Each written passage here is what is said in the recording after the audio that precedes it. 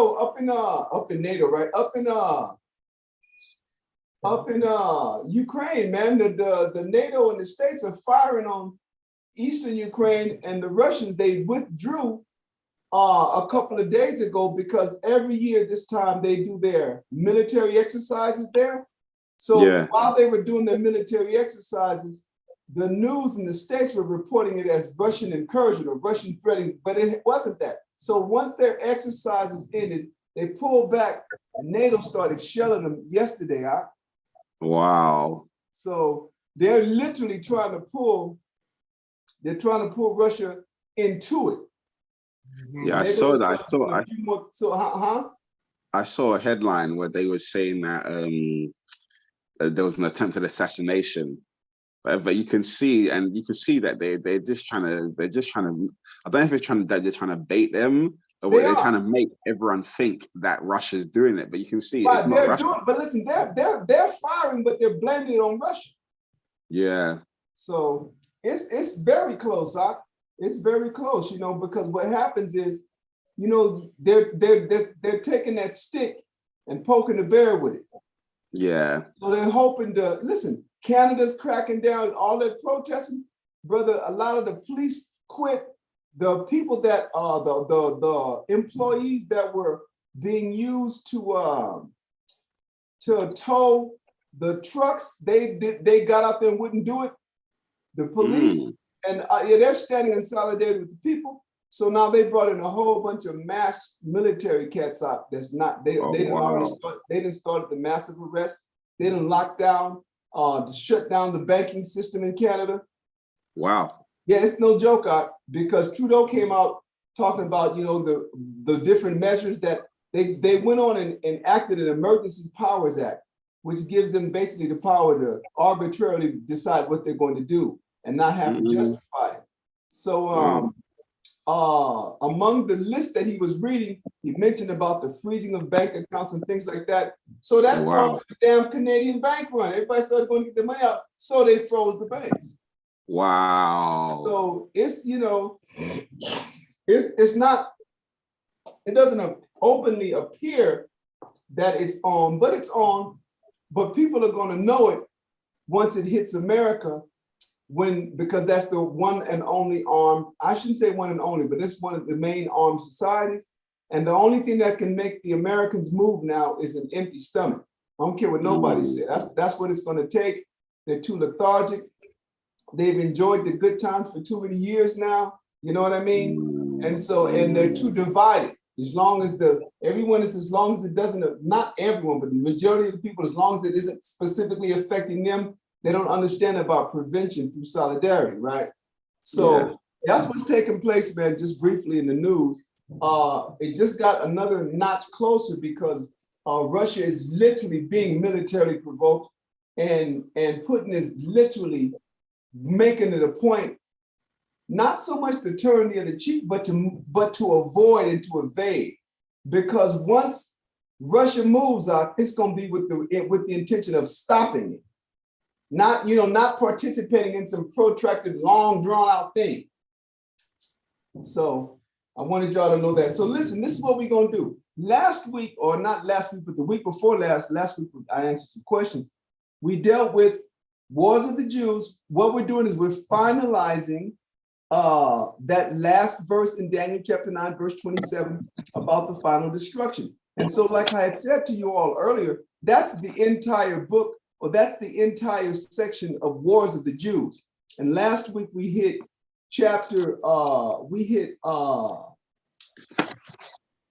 what were we at? Chapter 2, I'm sorry, book 2 or book 1. And we got as far as paragraph 5. We were going to start on paragraph 6. I'm not going to do that. I'm letting you know. Let me see. Wars of the Jews. I'm telling you what we're going to jump to, because this is so much reading that you brothers really do have to say, okay, if you resolve to get this, then you got to get it. But I'm going to go to the meat, the heart of what I just want to let you know where we left off. I'm going to confirm that first. Hold on. Book 2. It was book 2, chapter 1. We hadn't gotten to. Let me make sure.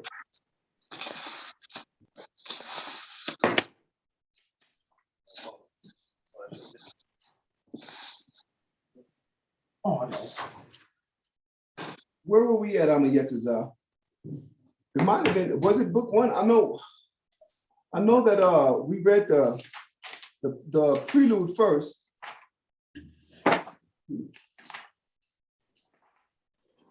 You guys ever write any notes?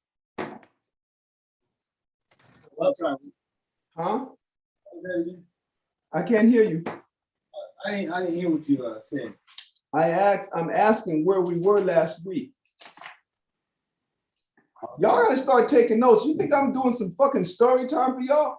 If I ask you, like I'm reading you some fucking bedtime stories, if I ask you where we were, I'm expecting that you guys are following along and taking notes. Where are your notes at?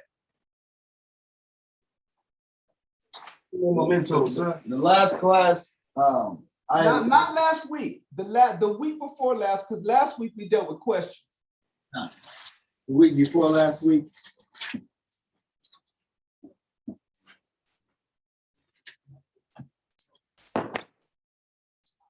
We're supposed to. We're in Titus. Whatever chapter, whatever book we were in chapter 1, and we had maybe chapter 1. We had let me get back to the beginning. Let me just go. Okay, I'm here in War of the Jews. I'm at the preface. It was definitely, what is this? It wasn't first Maccabees, was it? No, it was no. Listen to what I'm saying. It was. We did the preface. I'm at the preface page now, and we read. Let me see. I got it. What was it? We jumped ahead. We were at paragraph 5, going over sentence 40. Okay, but hold on. What chapter of what book? Well, that was the Josephus. Right. No, I know the Josephus book, but what happened is every section of the Josephus is broken down into books, chapters, and then paragraphs. Right.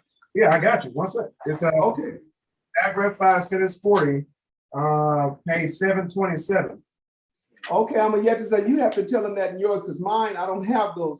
I have it. I have an old copy. Oh, okay. Yeah, and so that's why I said it. You guys have to start writing them down with. Let me see. Oh yeah. Books. I got my chapter, thing there. Huh? So book 6, chapter 1. Are you sure it was book 6? I think so. I got my binder in there. No, okay, yeah, you're right. Book 6, chapter 1. Paragraph 5. Book 6. Let me say this. Yeah. And you said paragraph 6 is supposed to be for the next week. Right.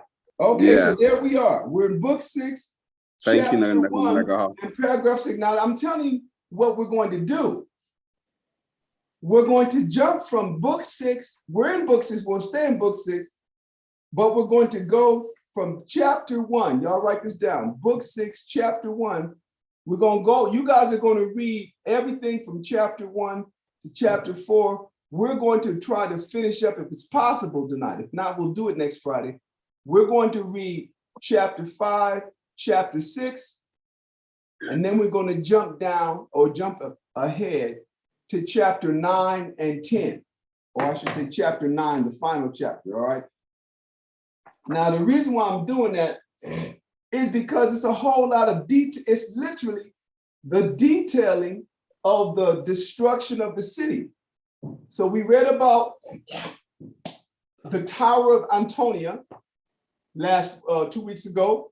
We read about how the Romans managed to break the wall only to encounter another wall, not as strongly fortified, and so that they were being disheartened. The last thing that we read was in paragraph 5 was of chapter 1 of book 6 was Titus's speech, right, to the Roman soldiers to encourage them to what? To face death, that the glory isn't glory unless there was perils that were hazardous. This is what he went down. That's what we left off. So from this point, from once again, Wars of the Jews, book 6, chapter 1, from paragraph 1 to paragraph 5, we read that. You guys are on your own time. And I'm gonna say, y'all gotta start making these things, make it a priority. to finish what you start. If we do this over the class time, the Zoom, and you guys streaming, it's gonna take forever to get there. Now, what I suggest for you to do is read, and then if you have questions, because what happens is Josephus is a challenging read. And the thing about Josephus is it really is, I think I mentioned this before already, it's really supposed to be read in leisure and slowly. It's one of the things where you really do have to sit back, because Josephus will describe, and tell me how he writes. He'll take what Mawala or what Eliashai is wearing, and he'll describe it, and he'll draw out 6 or 7 points in one sentence. He'll describe your menorah, and then literally that one sentence will become a paragraph, because he really adjectivies. He uses a whole lot of adjectives. He uses a whole lot of adverbs, meaning he describes things. He describes the description of the things. And then he doesn't say what was done. He tells you how slowly, how fastly, how adamantly, how fiercely something was done. He really paints a picture. And that takes time and literally introspect. Yetiza, have you read a little bit of Josephus on your own? No. I'm asking because I didn't know. I wanted to know how the reading come across to yourself. But in the past I have, yeah. Okay. It's for me, it's one of the books you need a dictionary as well. Right. Exactly. Okay, so what we're doing, once again, we're jumping ahead. We're in book 6. We're going to stay in book 6, but we're jumping ahead to chapter 5. And the intention is to read chapter 5, chapter 6, and then jumping again to chapter 9. Chapter 9 and chapter 10. That's what I want to accomplish this evening, but I'm not going to speed through it with the intention of saying we did it. We want to understand it. So Yetiza, you go ahead. Now, once again, Eliashai, read Daniel chapter 9 and verse 27, just so that the brothers and sisters will know what it is we're finishing up. Matter of fact, read chapter 9, verses 24 through 27, and know that what we've been covering for the last few weeks, it pertains to verse 27. Daniel 9 verse 24. 70 weeks are determined upon thy people and upon thy holy city to finish the transgression and to make an end of sins and to make reconciliation for iniquity and to bring in everlasting righteousness and to seal up the vision and prophecy and to anoint the most holy. 25. Know therefore and understand that from the going forth of the commandment to restore and to build Jerusalem unto the Messiah, the prince shall be 7 weeks and 62 weeks. The street shall be built again, and the wall, even in troublous times. And after 62 weeks shall Messiah be cut off, but not for himself. And the people of the prince that shall come shall destroy the city and the sanctuary, and the end thereof shall be with a flood. And unto the end of the war, desolations are determined. And he shall confirm the covenant with many for 1 week. And in the midst of the week, he shall cause the sacrifice and the oblation to cease. And for the overspreading of abominations, he shall make it desolate, even unto the consumption. And that determined shall be poured upon the desolate. All right, thank you. Now, so we covered all of that up, and now what we're in the process of reading is the desolation, simple and plain, the destruction. There's a lot that we didn't get, because if you read it from chapter 1, listen, and this is what you should do. Wars of the Jews, we read the preface. You guys supposed to start at chapter 1 and take your time and say, I'm going to read, not even so, you can read a chapter every 2 or 3 days, because you're going to need a dictionary. You can read or dedicate yourself to taking a chapter and saying, okay, I'm going to read, if one of them chapters got 6 paragraphs, I'm going to read 3 paragraphs today. Because that pace is how you're going to end up understanding the history.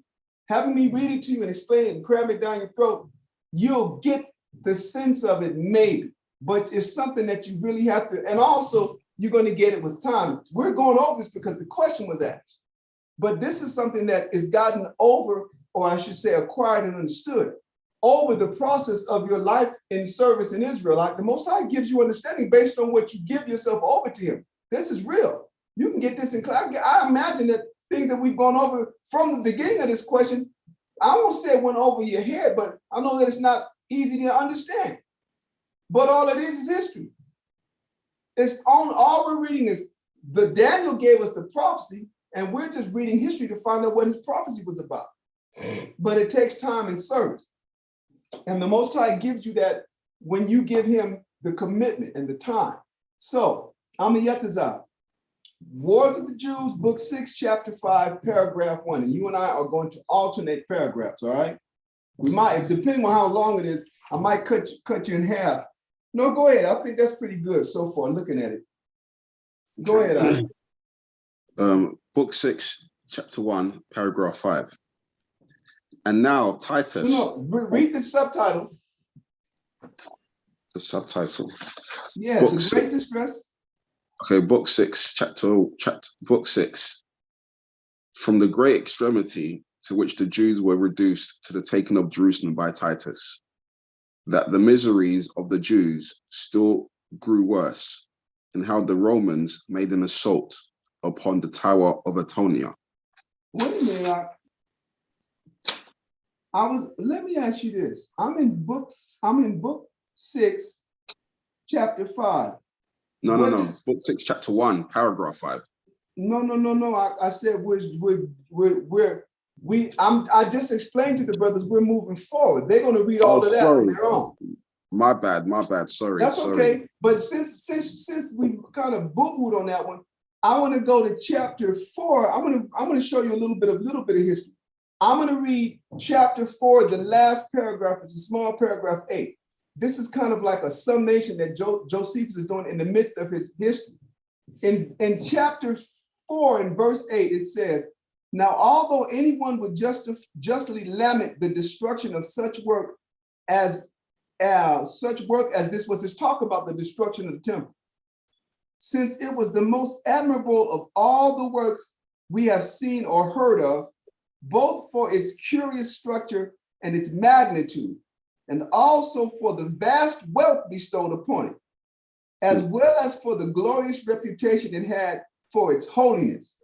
Yet might such a one comfort himself with this thought, that it was fate that decreed it so to be." That means it was the Most High's prophecy. This thing, and where do we read the prophecy at, Elisha? Right there in Daniel chapter 9. All right. Once again, yet might such a one comfort himself with this thought, that it was fate that decreed it so to be, which is inevitable. But he's a historian, so he's not using words. He'll come and say prophecy, but before he even used prophecy, he'll use the word fate, destiny, and prediction. All right. It says, let me read that again, that it was fate that decreed it so to be, which is inevitable, both as to living creatures and as to works and places also. That means the Most High make a prediction, make a prophecy about a place, of people or works, those prophecies come to pass. It says, however, one cannot but wonder at the accuracy of this period thereto relating. For the same month and day were now observed, as I said before, wherein the holy house was burnt formerly by the Babylonians. He's talking about how the Most High did things on the same day, right? Now the number of years that passed from its foundation, which was laid by King Solomon, till this its destruction, which happened in the 2nd year of the reign of Vespasian, are collected to be 1,130. It's talking about 1,130 years from the time that Solomon laid the foundation until Titus destroyed it. Vespasian got called away. He got called back. I can't think of which. There were three. Let me put it like this. There was a constant dispute for the throne, who would be the emperor. So after Nero, all of this broke out we read this in the preface.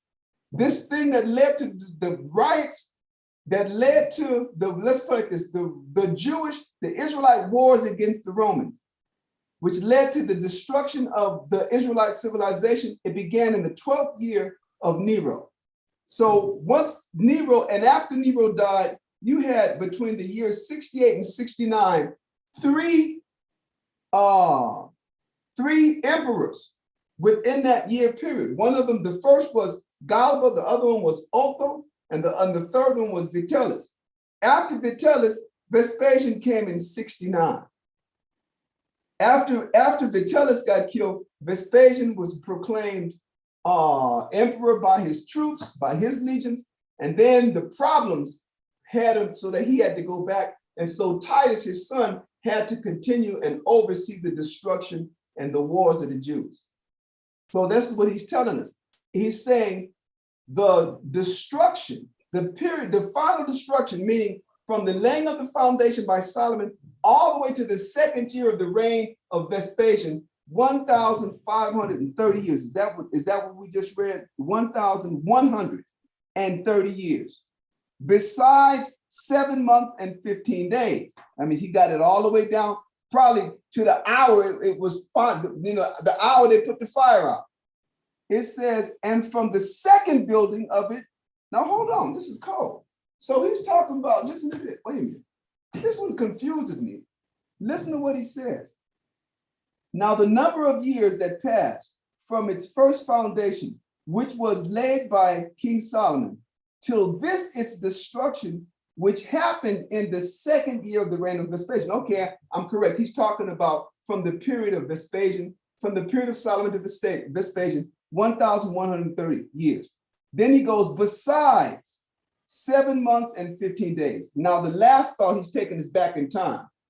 From the second building of it, meaning from listen to this, and from the second building of it, which was done by Haggai the prophet, in the second year of Cyrus the king, till its destruction under Vespasian, there were 639 years and 45 days. So what he's given us from the time of his first creation up until the time of Vespasian, 1,130, what would be 50? 1,130 years, 7 months and 15 days. That's from Solomon to Vespasian. But from the building, he's talking about the original building. But from the building during the days of Cyrus, it was from Cyrus to Vespasian, it was 639 years and 45 days. And this Josephus has got the records out. So I just thought that would be interesting to read, Go ahead, Amayetazar, chapter 5 now and verse 1, or paragraph 1. Book 6, chapter 5. The great distress the Jews were in upon the conflagration of the holy house, concerning a false prophet and the signs that preceded this destruction. So now let me say this. This is going to be very interesting because it's going to all of these signs that Israel kept taking as good omens. Then you had false prophets, lying about what was taking place. Go ahead, Amayetazar. Paragraph 1. While the holy house was on fire, everything was plundered that came to hand, and 10,000 of those that were caught were slain. Listen to this. It's talking about 10,000 people fleeing, Israelites. Go ahead. Nor was there a commiseration of any age or any reverence of gravity. That means what? That means no mercy. A little boy came out, didn't matter, he died. Old person came out, didn't matter. How serious the circumstance that the calamity that you specifically appeared to be in, no matter how emaciated, because we were starving to death, they killed you. 10,000 of them. Go ahead. But children and old men and profane persons and priests were all slain in the same manner, When it says profane, it's talking about Israelites that didn't pertain to the temple. That means the Levites were the priests, but everybody else with respect to the temple will be considered profane. They all make the same fate. Go ahead. So that this war went round all sorts of men and brought them to destruction, and as well those that made supplication for their lives, as those that defended themselves by fighting. That means whether you were begging for your life or whether you went out fighting, you all got slaughtered. This is what it's talking about in that verse 25, 26 and 27, Elisha. He's just giving us a summation of it. I was said, you want to get the D details? These are details, but you want to get the D details? You got to go and read and pick up where we left off last week up until this point. And this is what you're supposed to be involved in anyway. Go ahead, Ak. The flame was also carried a long way and made an echo together with the groans of those that were slain.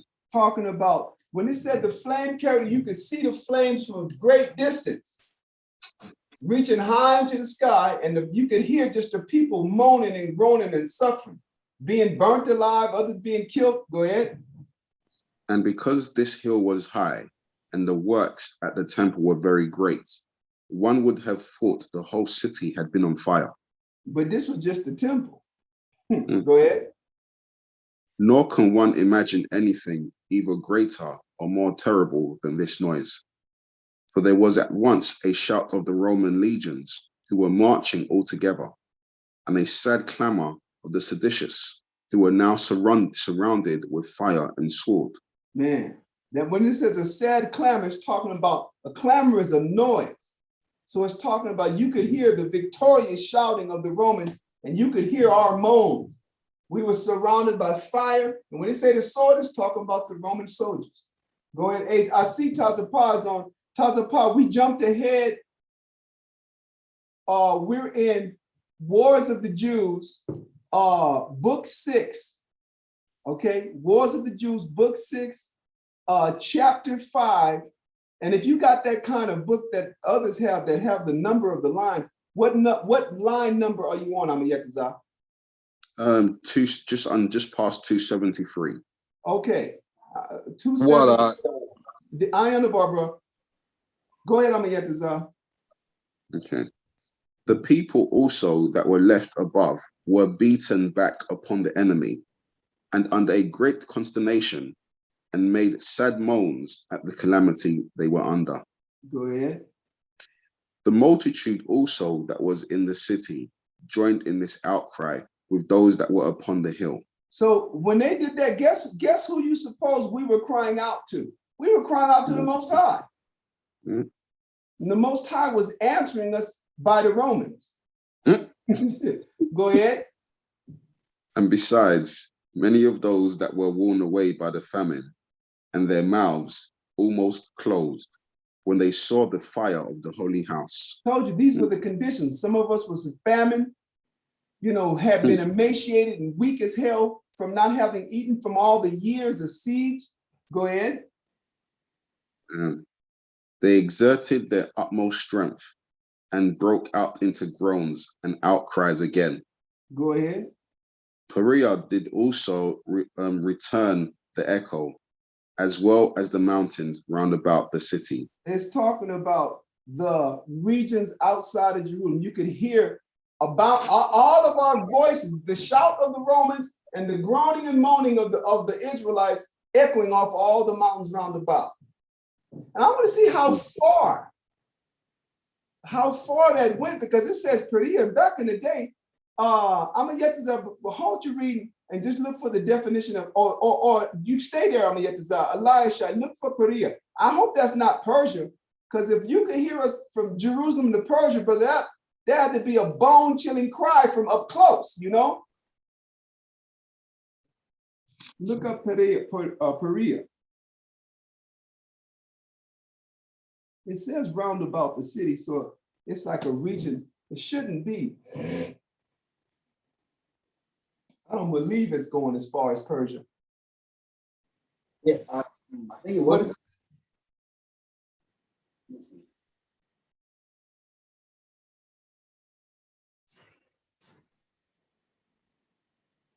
All I'm getting is Persian.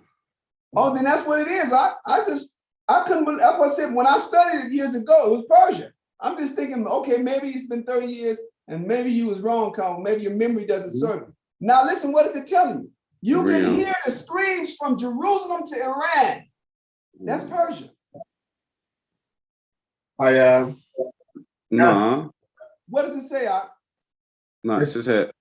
Country beyond was the portion of the kingdom of Herod the Great, occupying the eastern side of the Jordan River Valley, from about 1/3 the way down the Jordan River segment, connecting the Sea of Galilee. Okay, thank you. Hold up, while you reading that, I'm gonna have you read it again. I'm gonna yes, just put up a map of Perea. I was wanting to not have to have you get off the camera.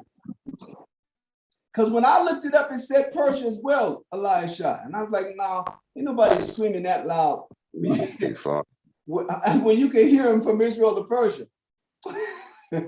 But Perea, that's one of those, I guess, what does it say? Tetrarchs? What did it say? One of those. Yeah. Exactly. A tetrarch, right? Yeah. Land of Moab. Okay, cool. Yeah, southeast of Jerusalem. Yeah. Ammon. Yeah, actually right to the east. Right next to Jericho. It's right to the east, exactly. Because Moab was right to the east. Ammon was northeast, and Edom was southeast. All right, Mama Yet's gonna throw it up there real quick for the record. There you go.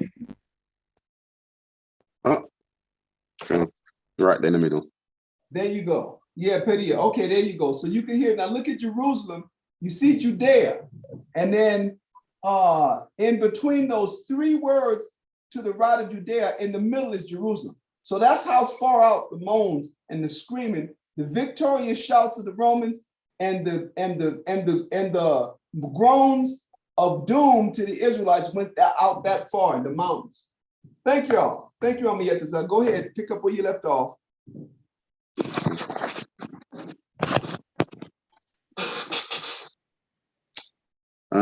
Just above line 275. Okay. Perea did also return the echo, as well as the mountains round about the city, and augmented the force of the entire noise. That means it made it louder than what people were shouting. Continue. Yet was the misery itself more terrible than this disorder. For one would have thought that the hill itself, on which the temple stood, was seething hot, as full of fire on every part of it, that the blood was larger in quantity than the fire. Now that's cold-blooded. I'm gonna show y'all something. Hold on, go to the book of Psalms. Let me see this. I think it's in the book of Psalms where it describes the heathen are coming to thine inheritance, and it describes the level of blood. Let me look for that.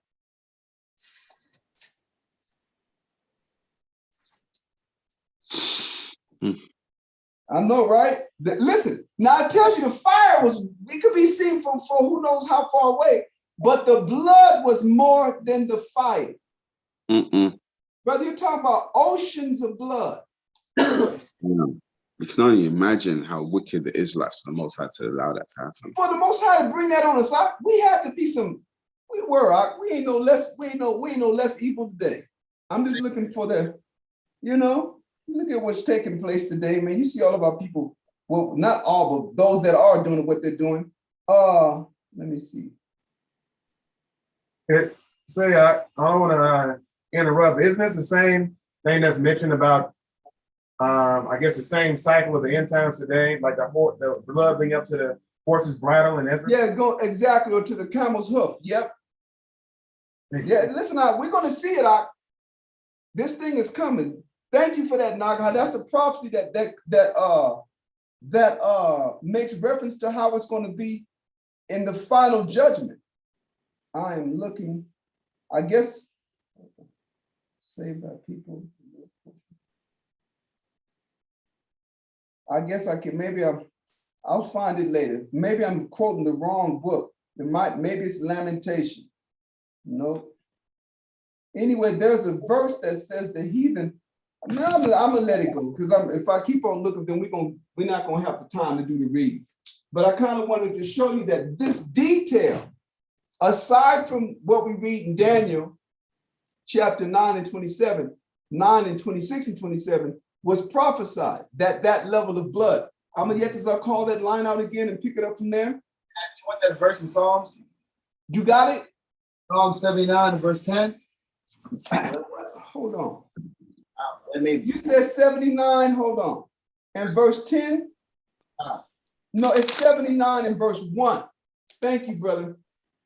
Yeah. Read it though, since you got it. Read that and 10, okay? Psalms 79 and verse 1. O power, the heathen are coming to thine inheritance. Thy holy temple have they defiled. They have laid Jerusalem on heaps. So this ain't talking about Antiochus Epiphanes. Antiochus just what? Sacked the temple. Turned it into a brothel, right? He turned it into a whole house. They put altar, they put swine's flesh on the altar, they put a statue of Zeus up in there, but they didn't burn it down. Read that again, Eliashai. This is describing the Romans. Psalm 79 and verse 1. O power, the heathen are come into thine inheritance. Thy holy temple have they defiled. They have laid Jerusalem on heaps. Your whole city on heaps. Jump down to verse 10. Verse 10. Wherefore should the heathen say, where is their power? Let them be known among the heathen in our sight by revenging of the blood of the servants which is shed. Right. There you go. What I was looking for when I talked about the immense amount of blood, but we'll make that a study later.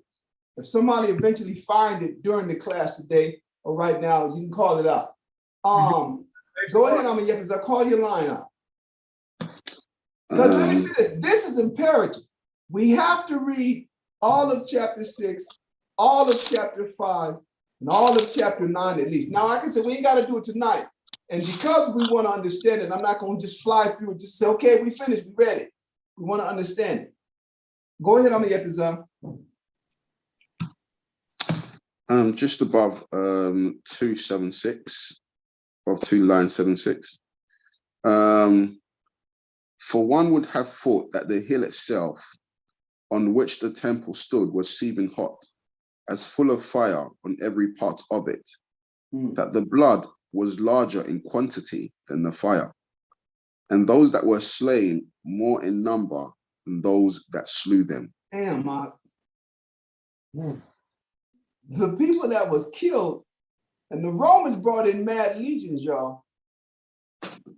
But the people that they killed were more than them.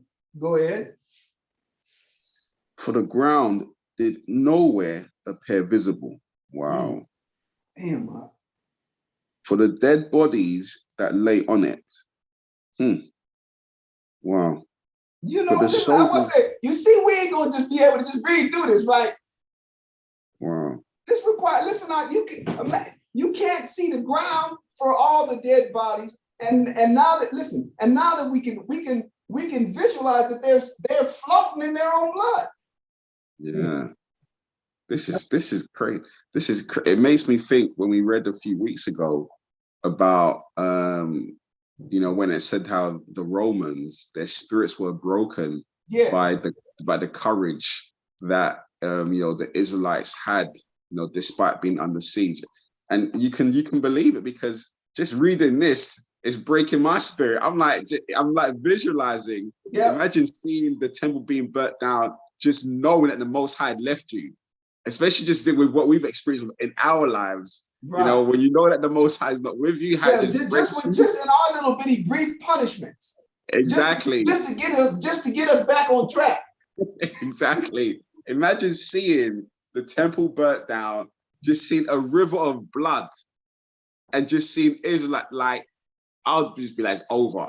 Now remember, earlier you read in this very same chapter, children, women, men, they didn't show no regard for anybody, the priest as well as the common man. That's too much, man. Wow. Go ahead. For the ground did nowhere appear visible, for the dead bodies that lay on it. But the soldiers went over heaps of these bodies, as they ran upon such as fled from them. They was running. Listen, the Israelites that were escaping were running over their dead brothers and sisters and mothers and fathers and grandfathers and grandkids and infants. The Romans was hot on our tail, running. Listen, there was no ground to run upon, running on bodies. Go ahead. And now it was that the multitude of the robbers were thrust out of the inner court of the temple. When it said the robbers, it's talking about two men and all of their entourage, I'm gonna call it like that, named John and Simon. They were two co-high priests. These were the ones that was holding Israelites hostage. Now, eventually you're gonna see Titus let a lot of people go, but then another general came and took them all to Rome. Some of them ended up in the, well, we'll read it. I don't want to just spoil it. I don't get no spoiler alert. But what he's letting you know here, the robbers are always referring to the party that was led by a man named John and another named Simon, who, like I said, were co-high priests. And they were evil as hell, and they was holding Israel hostage. And if any Israelite managed to almost get out, they kill him. So the Most High was bringing wrath on Israel. Go ahead. And now was the multitude. Line 277. And now it was that the multitude of the robbers were thrust out of the inner court of the temple by the Romans, and had much ado to get into the outer court, and from thence into the city. No, what they were trying to escape now. Go ahead. While the remainder of the populace fled into the cloister of that outer court. Talking about the cloisters that guarded. Go ahead. As for the priests, some of them plucked up from the holy house the spikes that were upon it with their bases, which were made of lead, and shot them at the Romans instead of darts. These niggas was not going down. They're going to fight to the death. Go ahead, the priests. And all of these priests were under, the whole priesthood was under these evil men, John and Simon. Continue. But then, as they gained nothing by so doing, and as the fire burst out upon them, they retired to the wall that was 8 cubits broad, and there they tarried. Continue. Yet did 2 of these of eminence among them, who might have saved themselves by going over to the Romans, or have borne up with courage and taken their fortune with the others, threw themselves into the fire, and were burnt together with the holy house. These niggas, but that's all I can say. Like, these niggas were so wicked. But you know, let me say this out. The Most High have people out there like that. They're not going to be taken alive. You're going to see it out. He's going to pour that spirit for the sake of war. Watch when the Most High finally have Esau shed and just say to hell with it and lose that last false veneer of civility that he's exercising right now. You're going to see things on both sides. People ain't, because remember, these are spirits that the Most High give to man to serve his purpose. So these cats was like, nope, you're not taking us alive. Fire? Nigga, whatever happened to falling on your sword? Go ahead, I'm gonna start reading from that point again. Their names were Maris, the son of Belgas, and Joseph, the son of Deleuas. All right. Paragraph number 2. And now the Romans, judging that it was in vain to spare what was round about the holy house, burnt, meaning all the things that didn't pertain to the holy house, but meaning all of the architecture. What's the purpose of not burning it also? So they decided to burn it all.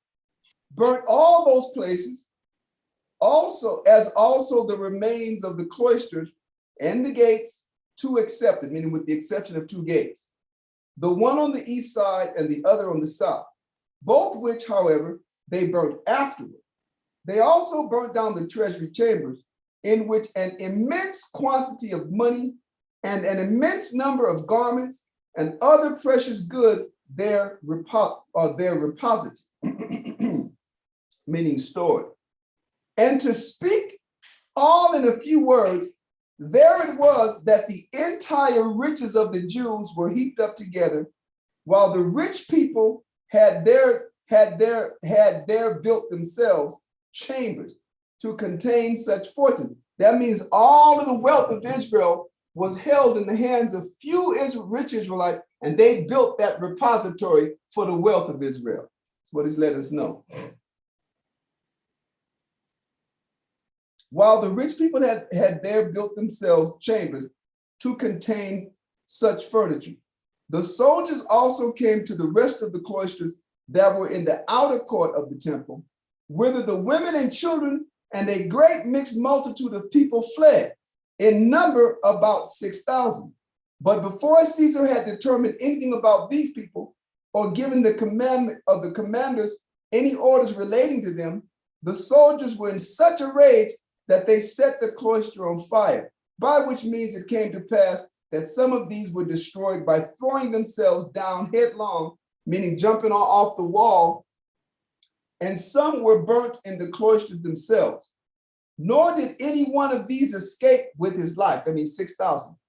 A false prophet was the occasion of these people's destruction, who had made a public proclamation in the city that very day that the Most High commanded them to get up upon the temple, and that there they should receive miraculous signs of their deliverance.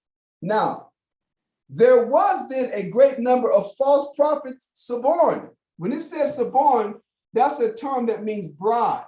Subordinado is how you say it in Spanish.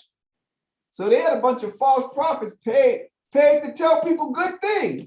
Could that be happening today? I mean, you have to say, could you have prophets that got these massive congregations and exhibiting, material favor, be telling people shit they want to hear? Yeah. That's taking place today.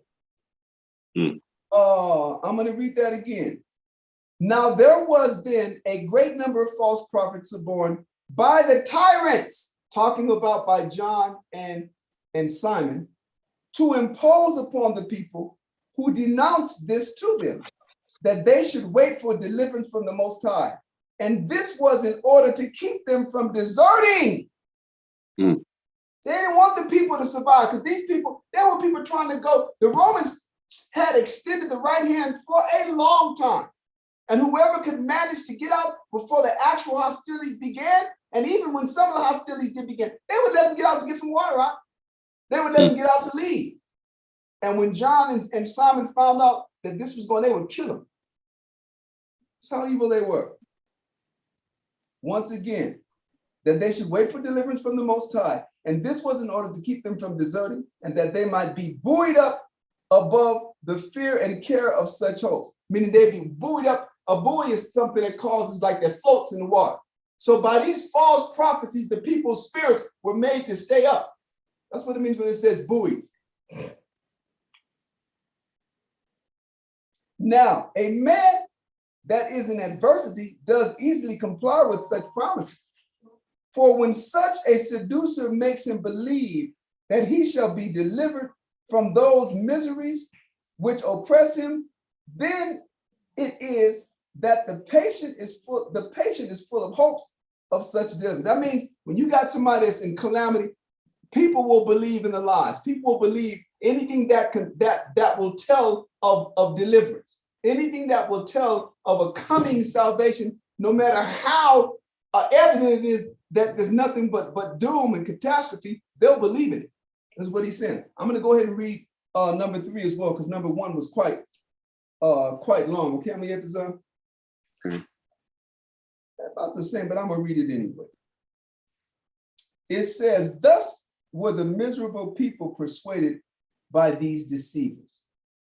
And such as believed the Most High himself, while they did not attend nor give credit to the signs that were so evident, and did so plainly foretell their future desolation. I told you the Most High was giving the signs out, but the people, instead of looking at what was clear, the true signs, they were listening to the false prophets that were paid. But like men infatuated without either eyes to see or minds to consider, did not regard the denunciations that the Most High made to them. Thus, there was a star, listen to this, a star resembling a sword, which stood over the city, and a comet that continued a whole year. Now, I'm going to show you something. When was the last time you had heard of a star that looked like a sword? Who knows? Was it the it wasn't a Garden of Eden. Exactly. That was that. In other words, that the Most High had given that sign before at the fall of Adam. Real quick, go to. Thank you, brother. You're on point. Go to Genesis chapter 3 and read what the last couple of verses. I'll tell you what verse when I get there. Hold on. Now that was you, Nagaha. Come. You read it, okay? Go to chapter 3. And you're going to read, this is the last verse. Read verse 23 and 24. Genesis chapter 3, verse 23. Therefore, the Most High Power sent him forth from the Garden of Eden to till the ground from whence he was taken. So he drove out the man, and he placed at the east of the Garden of Eden cherubims and a flaming sword, which turned every way to keep the way of the tree of life. They were not, listen, now what happened? Now that you, listen, take Genesis chapter 3, Genesis chapter 2, and when you put that with Ezekiel chapter 31, you find out that Jerusalem was the center and the place called paradise. Huh? That was paradise. It's always been this one place. The Most High gave it to us before the flood. He came back after and promised Abraham to give it to us again. And the same thing that caused us to be driven out the first time caused us to be driven out during the time of Babylon. And the same thing that caused us to be driven out during the time of Babylon, Eden and Adam and Babylon is the same thing that caused us to be driven out our final time. And it was always idolatry. It was always idolatry. Well, that's a whole nother lesson. Clear as can be, but still another lesson, and we'll get into it at a convenient time. I'm a Yetizai me, right? I'm still reading. Yeah. Okay. Thus were the, listen, these are the signs. I'm gonna read it from there. I don't, my Josephus is so old, it ain't got no lines, numbers and stuff. So you just gotta, I'm gonna go back a couple of lines. It says, but like men infatuated, without either eyes to see or minds to consider, did not regard the denunciation that the Most High made clear to them. Thus, there was a star resembling a sword, which stood over the city, and a comet that continued a whole year out. Imagine the comets be moving, but this comet and a flaming sword, a sword, strong like a sword, stood there for a whole year. Guess what it was doing? It's telling people to get out. And the only people that would have understood were those that would have followed Christ 37 years earlier. Because this took place in the year 70 AD, which was approximately 37 years after Christ's ascension. Christ had spent 33 years on earth. The last 3 years of his life, he spent in his ministry. These were the signs. He had already told them, when you see Jerusalem compassed with armies, flee, get to the mountains, meaning get to the other countries. For these be the days of vengeance. That's what he told them in Luke chapter 21. Go ahead. No, it's me. So once again, a whole year, right? It says, thus also, before the Jews' rebellion and before those commotions which preceded the war, when the people were come in great crowds to the feast of unleavened bread, it's talking about the Passover, on the 8th day of the month Xanathus, Nisan in parentheses or in brackets, and at, it's going to get really descriptive here, and at the 9th hour of the night, so great a light shone around the altar and the holy house that it appeared to be bright daytime, which light lasted for half an hour. This light seemed to be a good sign to the unskillful. You're going to have this going on now. You got brothers that ain't been in the work like they should have been, and they're going to be misperceiving things. Huh? They're going to be taking, they're going to listen. I'm going to tell you the truth. They're going to be filled with inordinate optimism, because these are not the days of optimism. The only optimism that can be held these days is that all things, all calamities and all signs of doom represent our salvation. You know? Represent our, but aside from that, optimism is completely out of place. Reading on down. This light seemed to be a good sign to the unskillful, but was so interpreted by the sacred scribes as to portend those events that followed immediately upon it. At the same festival, meaning the same Passover, also a heifer, as she was led by the high priest to be sacrificed, brought forth a lamb in the midst of the temple. That means she had a damn baby, and that means she was unclean, all that baby afterbirth and stuff. Talking about a female lamb. Moreover, let me say this. I gotta show you guys this. At the same festival, a heifer. You know what a heifer is, y'all? Yeah. A heifer is a female cow. I don't know why it says it brought forth a lamb, but it goes to show how off Israel was.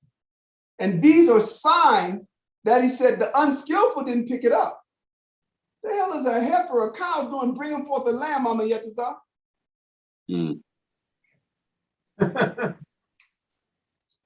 me a favor. I want this on the screen. Put up heifer, Mama Yetzirah. Let's see what a heifer is. Maybe my farming, I ain't been on the farming so damn long. They're like, Carl, what you mean you're a farmer? Yes, I grew up in the middle of LA farming. That's scary, man. Exactly. Listen, inordinate. That scared the hell out of me, man. Bro, that's like a man giving birth to a man led giving birth to a baby. Yeah. This totally ain't supposed to happen. But people saw that as some promising omen of good tidings, of good fortune. They clearly was unskillful.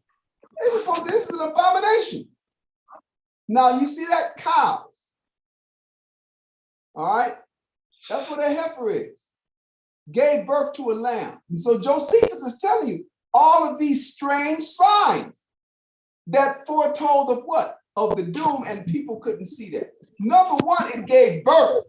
That made it unclean. You can't, first of all, go back and read the scriptures. The Passover was supposed to be what? An unblemished a male of the first year. You're doing sacrificing a cow on Passover. You know why? These two off high priests, John and Simon. Yes, Elisha.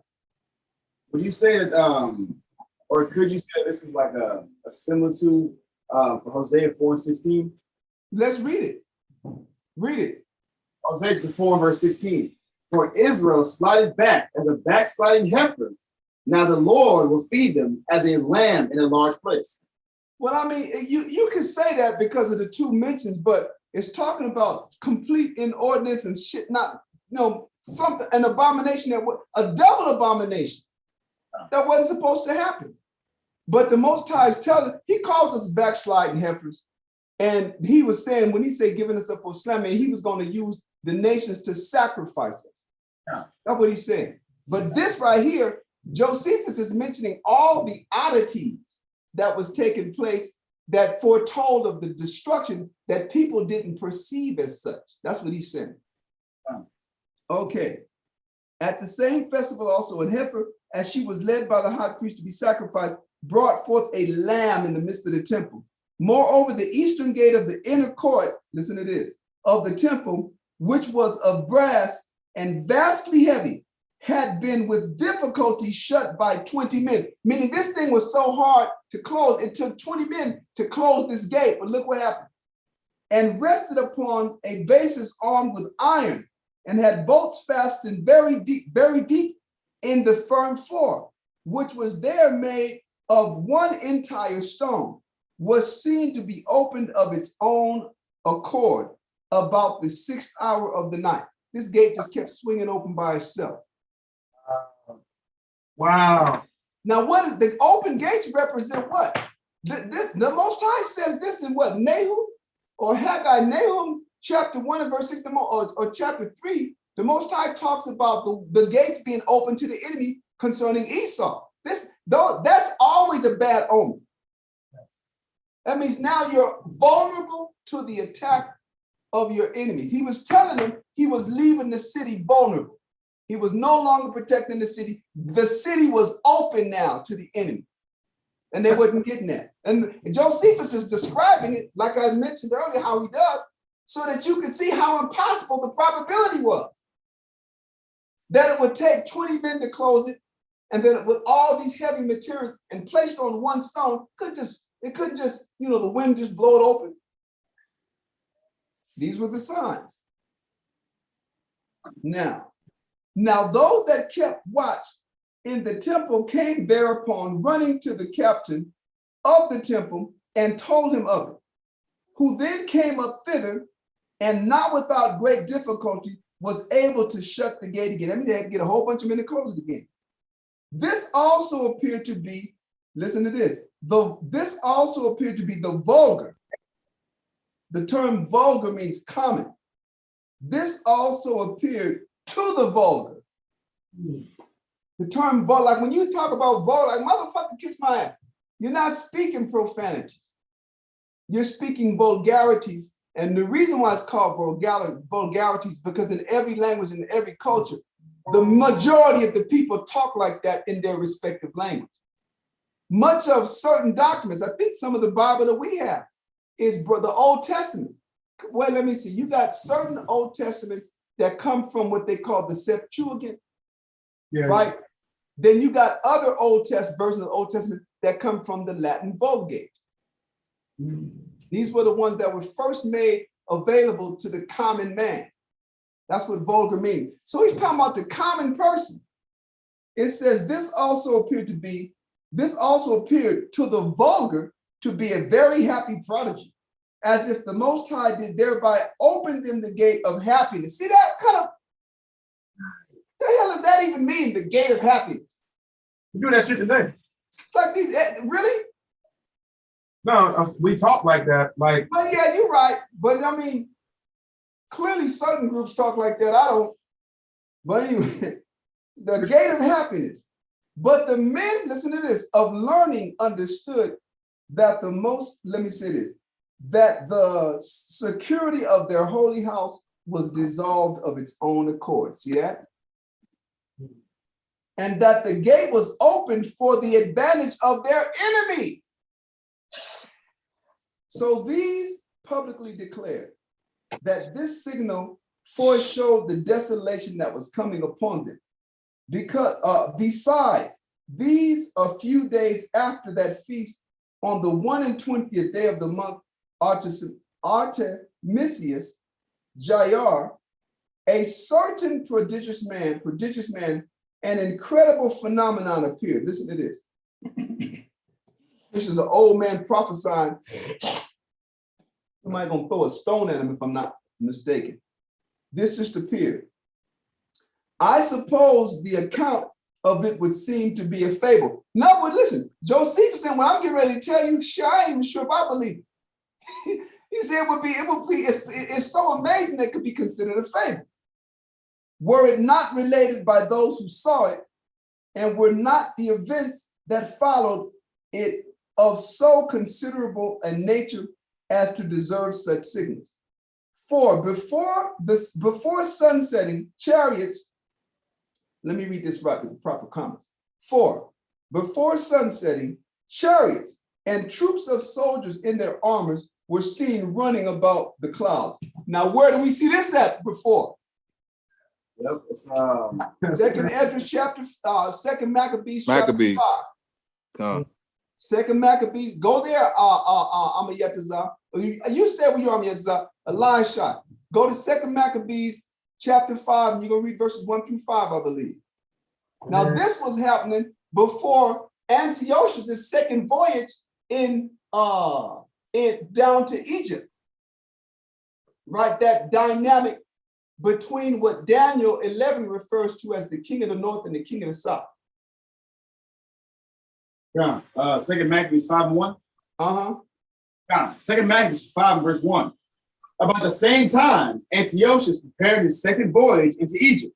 And then it happened that through all the city, for the space almost of 40 days, there were seen horsemen running in the air, and cloth of gold, and armed with lances, like a band of soldiers, and troops of horsemen in array, in country, and running one against another, with shaking of shields and multitude of pikes. Now, let me tell you what those were. Those were the principalities of the Greeks, who were the Syrians at that time, led by Antiochus Epiphanes, and the principalities against them of the Greeks that began to call themselves Egyptians, that were being led by the house of Ptolemy. And Christ speaks of these principalities in Daniel chapter 10. The prince of the Persians, and after them come the prince of the Greeks. And then we just read in Daniel's chapter 9, where it said the prince of the people that shall come, referring to the Romans. Okay. Go ahead, I'm gonna continue. So Daniel's 10, 10 and 20 to 21 is 2 Maccabees 5:1. No, it's not 2 Maccabees 5:1. It's just another verse that shows that every nation has their spiritual principalities. Yeah. It goes with it like for that purpose. It's not telling of the same event. Yeah. Okay. Continue. What verse did you stop off at? Elisha, what verse did you finish on?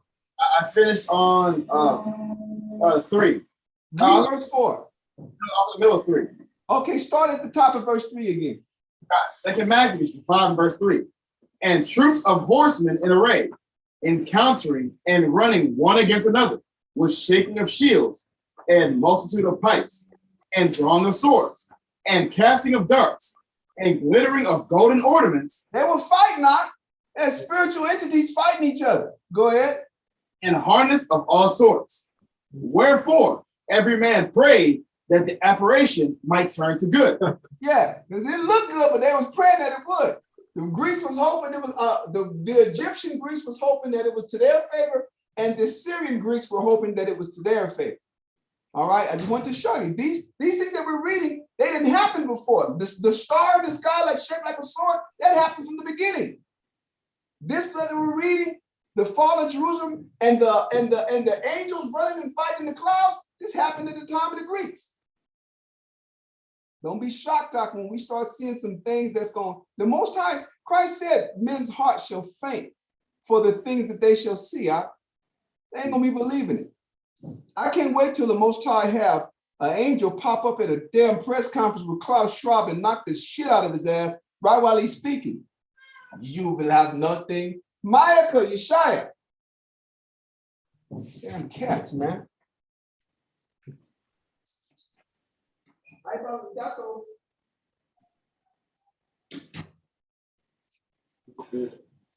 Yeah, the Most High have an angel pop up and just knock the hell out of Klaus Schwab while he's telling everybody that you shall have nothing and you shall be happy. You shall eat bugs. You shall eat the new form of protein. All this stuff that the Great Reset, right?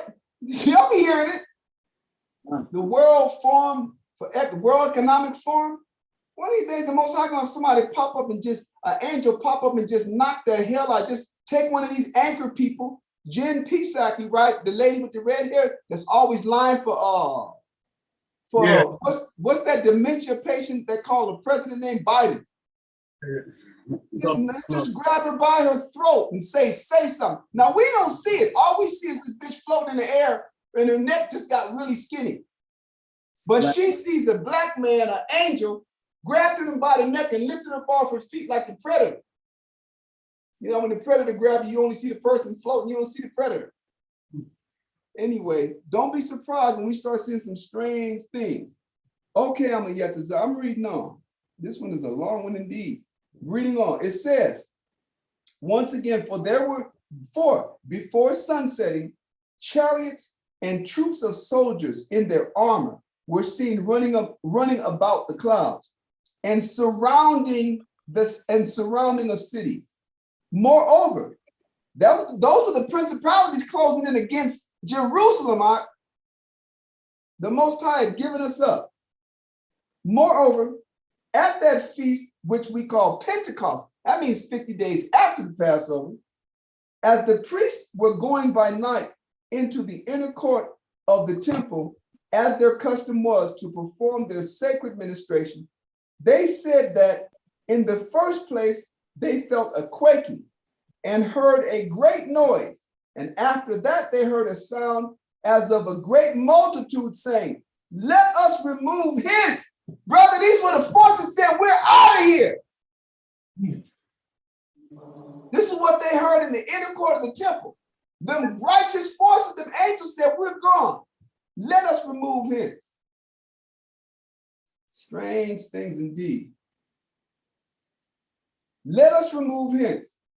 But what is still more terrible, there was one Yahushua, his name is Jesus, Yahushua, the son of Ananias, a plebeian, meaning a common man, and an husbandman, talking about a farmer, who, listen to this is the old dude, I told you about the old man, who 4 years before the war began, and at a time when the city was in very great peace and prosperity, came to that feast whereon it is our custom for everyone to make tabernacles to the Most High in the temples, began a sudden cry aloud, meaning the Feast of Tabernacles. A voice from, listen to what he said, this is the man. A voice from the east, a voice from the west, a voice from the four winds, a voice against Jerusalem and the holy house, a voice against the bride. He's just a farmer, right? 4 years before anything had happened, in the height of peace, he's prophesying. A voice against the bridegrooms and the brides, and a voice against this whole people. This was his cry as he went about by day and by night in all the lanes of the city. However, certain of the most eminent among the populace, talking about the chief priests, right, the rich people, had great indignation at this dire cry of his, and took up the man and gave him a great number of severe stripes. So far he sounds like a prophet, because this is what they used to do to the prophets, right?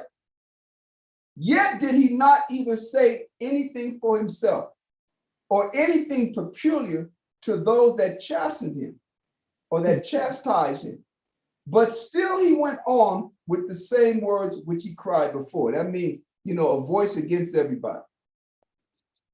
Hereupon our rulers supposing, as the case proved to be, that this was a sort of divine fury in the man, brought him to the Roman procurator. That means the Jews whooped his ass and couldn't stop him.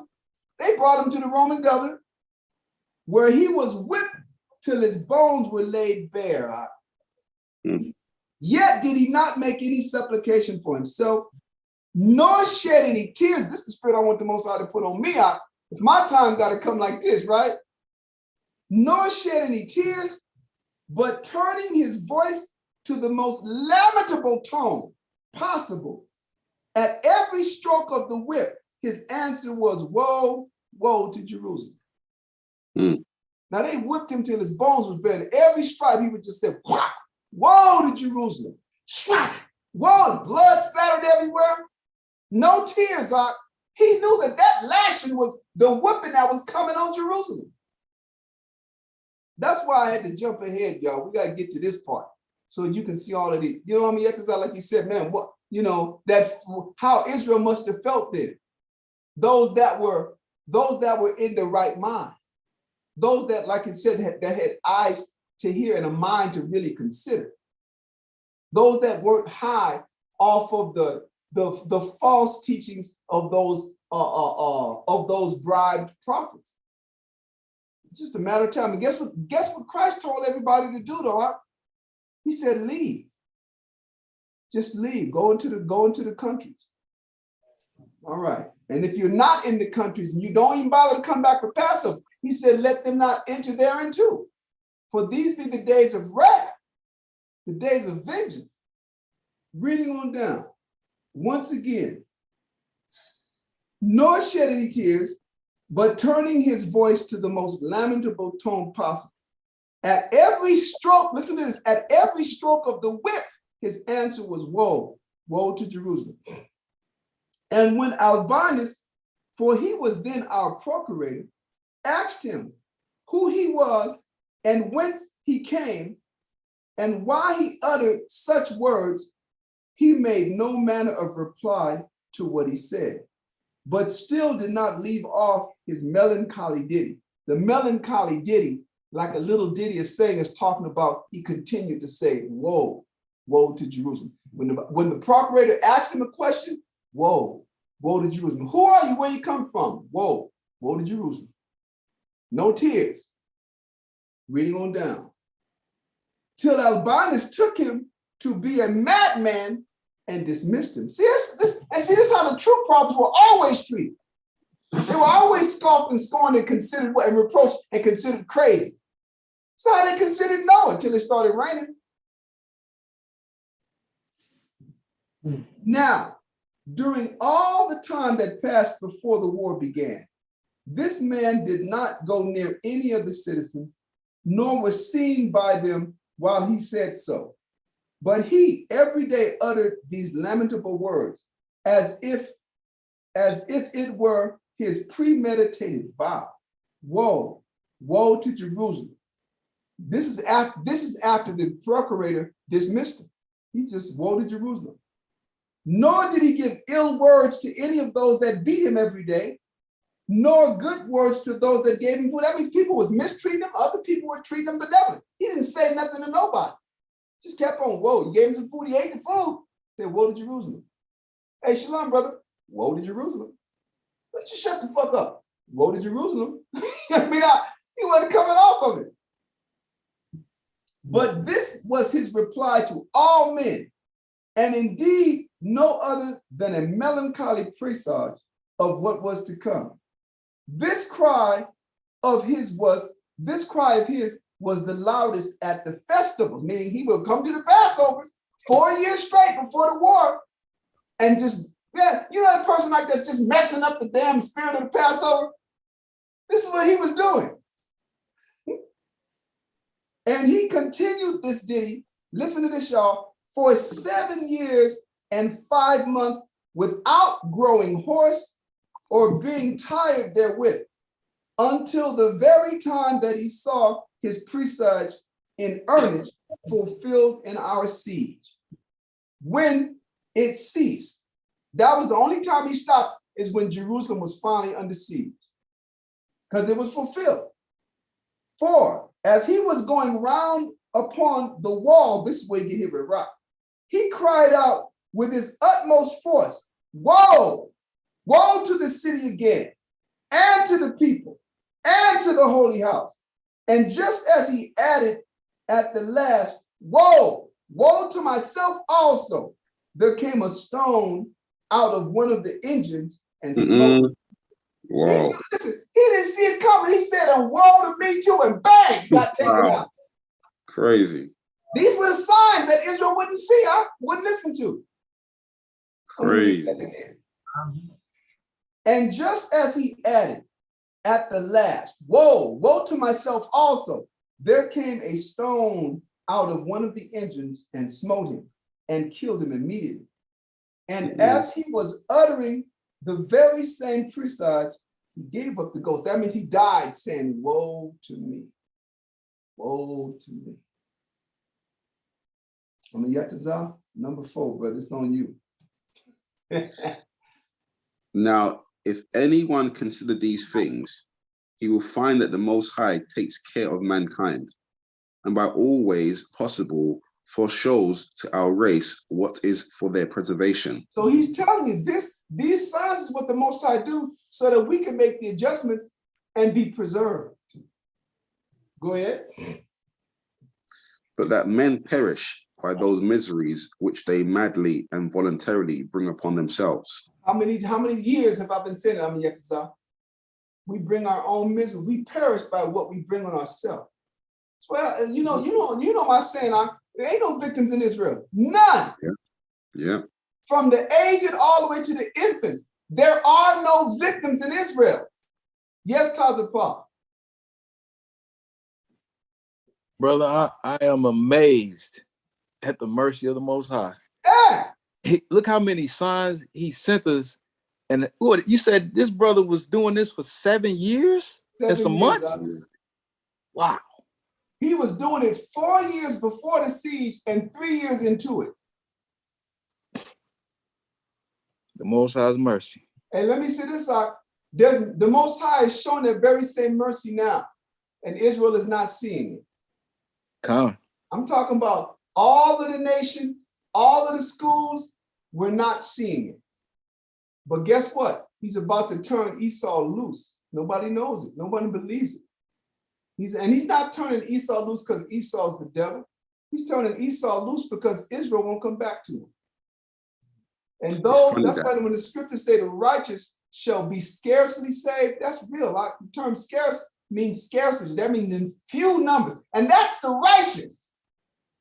The righteous are going to be saved in few numbers. It's funny that because I was reflecting today. Thank you for that observation, Tazapah. Go ahead, Ak.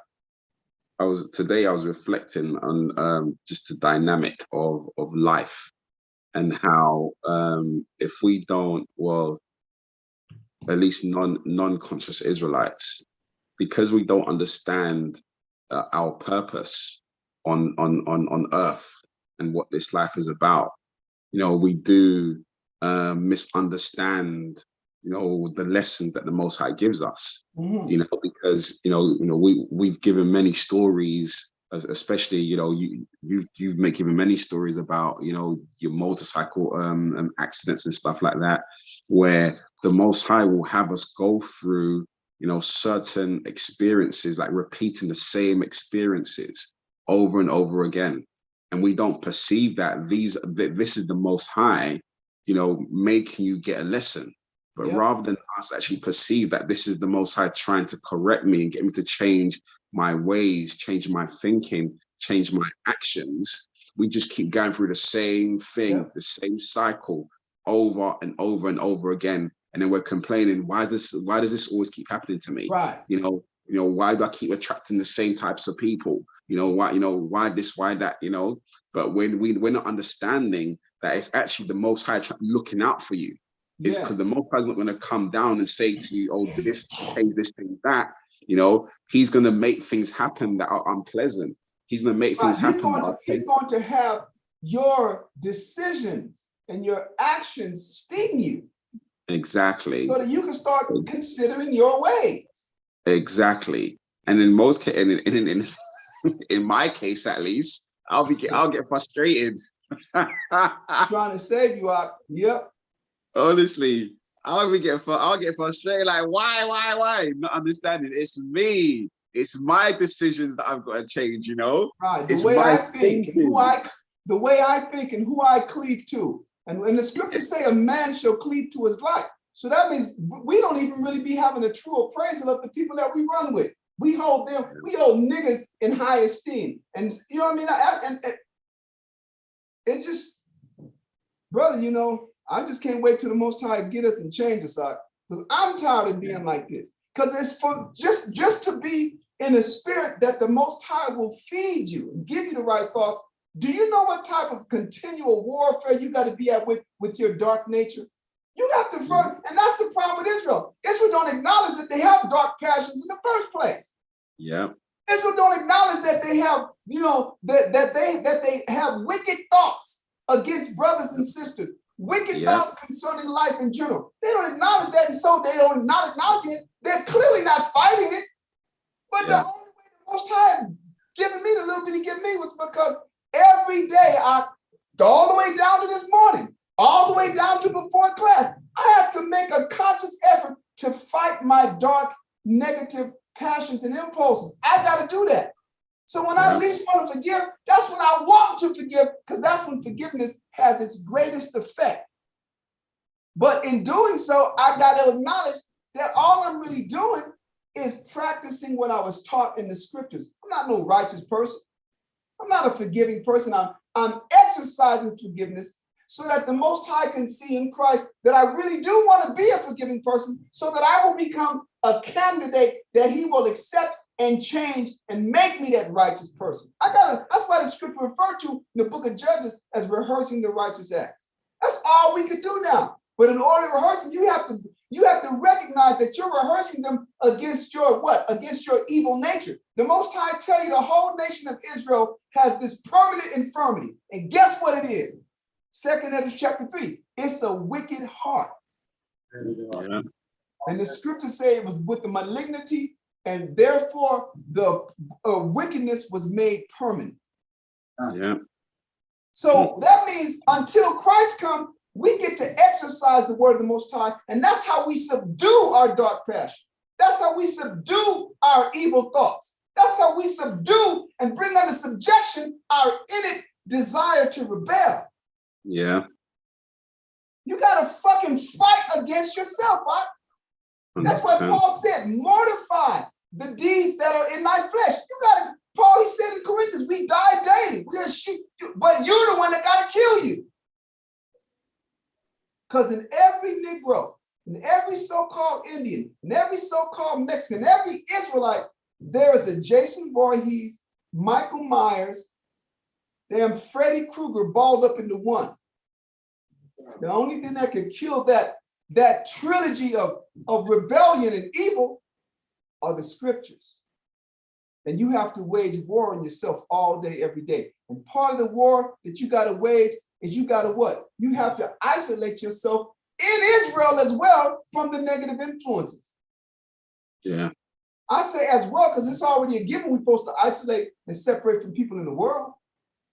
But then when you start dealing with Israelites that don't feed and push you to the street, those are the cats. I don't care what nobody say. Those are the cats to avoid. Look how long San Antonio been. San Antonio was founded December 1992.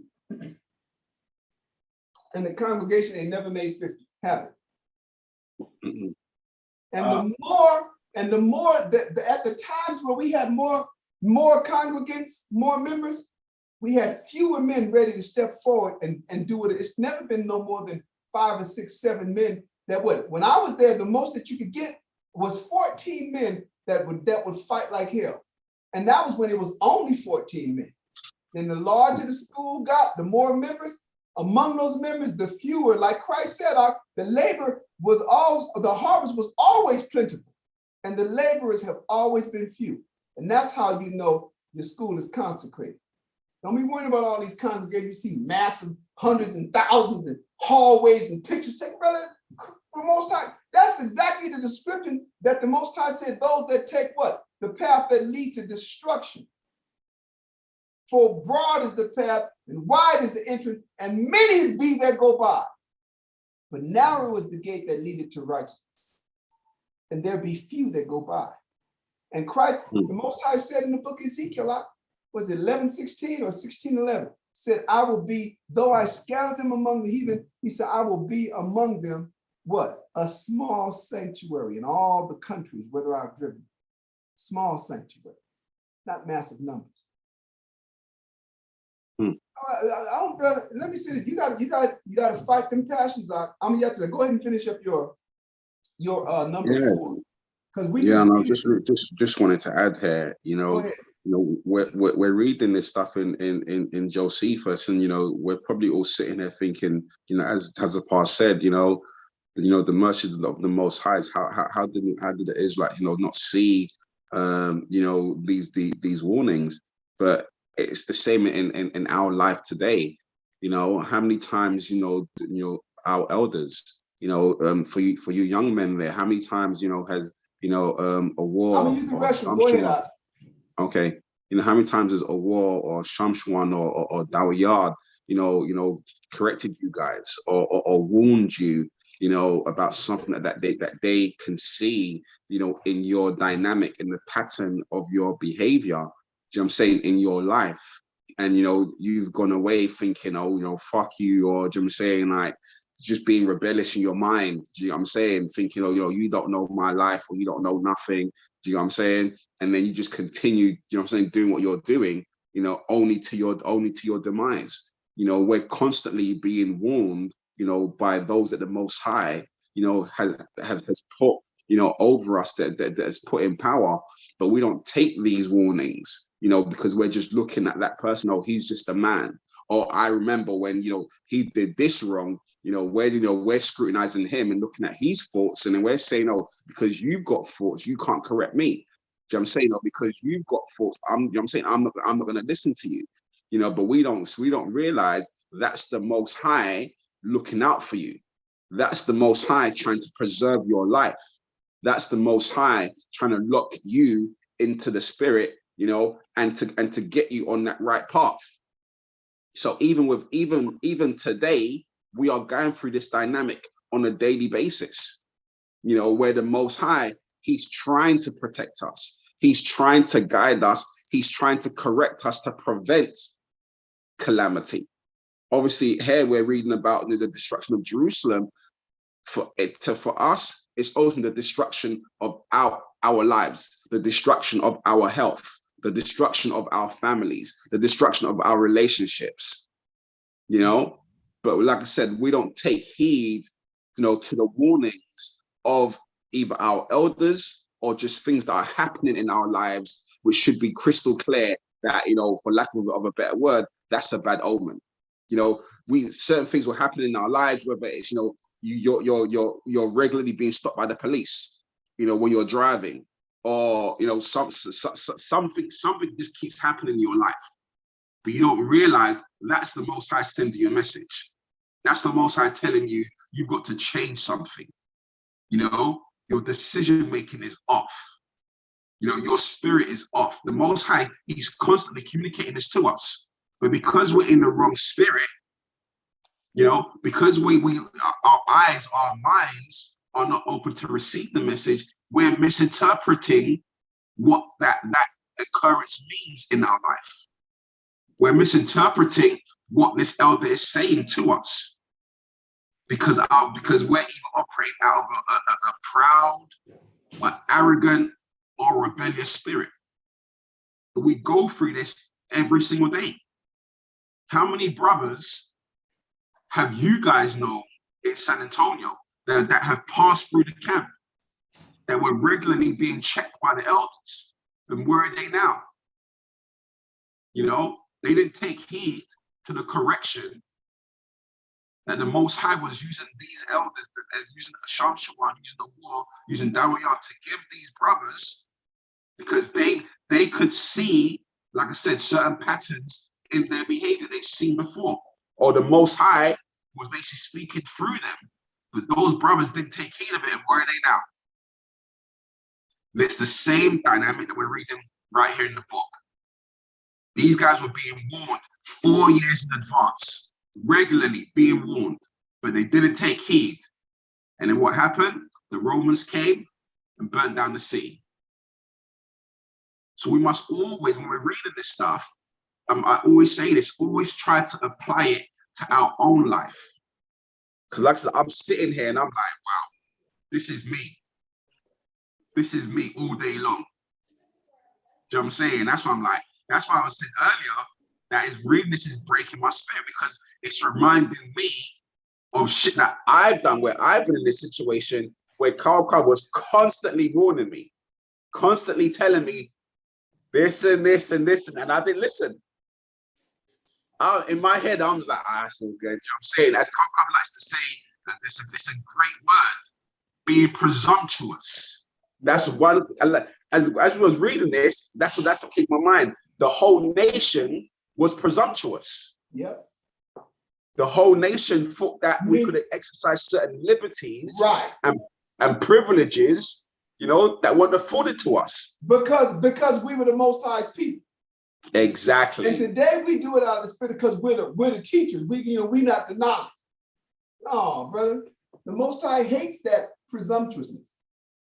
Yep. He Go ahead, really does. Yeah. And so, I was just saying to the brothers, as we was reading this, I could just see similarities, in my own life. Yeah. Where I was being constantly warned by you, constantly being corrected. I'm saying constantly being told, don't do this, don't do that. This is going to be your downfall, and just ignoring the warnings, and then just kept onto the path until the Most High had to step in. I'm saying, and then check me and punish me, which is the equivalent of this city being burnt down. Yeah, and what the last line that you read about is about what takes place. Read 4 again from the top. Paragraph 4. We're going to finish it up on this one because this is, and then next week we're going to come back and we're going to hit chapter 6. Go ahead, Art. Paragraph 4 from the top. Now, if anyone consider these things, he will find that the Most High takes care of mankind, and by all ways possible foreshows to our race what is for their preservation. So when he said always possible, that means the Most High be using all types of things to what? To keep us informed so we can preserve ourselves. He would just be using the prophets. That's why he showed flaming swords, comets suspended for a whole year. He was telling Israel, those of you that's awake, get out. Go ahead. But that men perish by those miseries which they madly and voluntarily bring upon themselves. Go ahead. For the Jews, by demolishing the Tower of Antonia. Now remember, when did this happen? This happened in the beginning of in chapter 1, right? In chapter 1, remember we demolished the Tower of Antonia. We did that to make it harder for the Romans to get to the gate, get through the wall, and they finally got through the wall.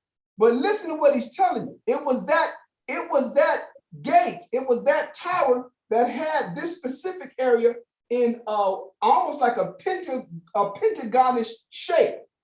I'm going to show you what he's saying. Go ahead and read out.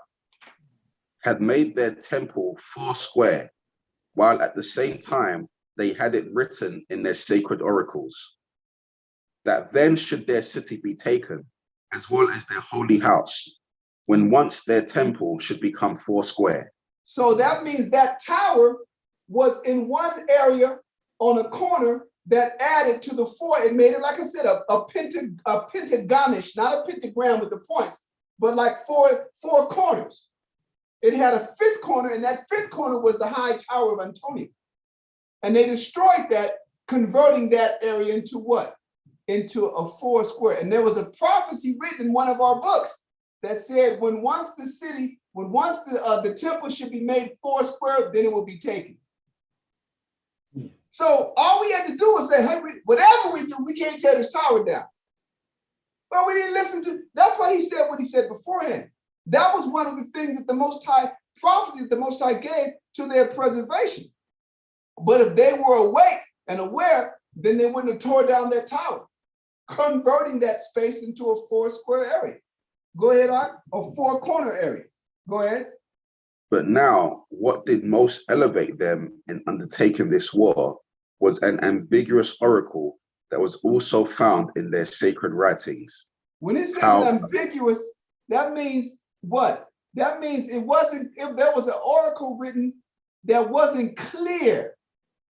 And this oracle that wasn't clear is what they used to determine whether or not really to go to war against the Romans. Go ahead. How about that time, one from their country should become governor of the habitable earth. The Jews took this prediction to belong to themselves in particular. Now, who was it that the prophecies tell us will become governor of the entire habitable earth? It's talking about Yahushua. But these simple niggas thought it was talking about them. And that's what's taking place right now. I'm going to show y'all something real quick. Right? I'm sure we're on YouTube, so other brothers won't see this. Go to the book, I say of Hosea, it might be Amos. Let me find it. Book of Hosea. This is I'm trying to show you, madness is like what we're reading are happening right now. I'll tell you what chapter. It might end up being Hosea chapter 1 or 2. I'm getting there, y'all. Bear with me.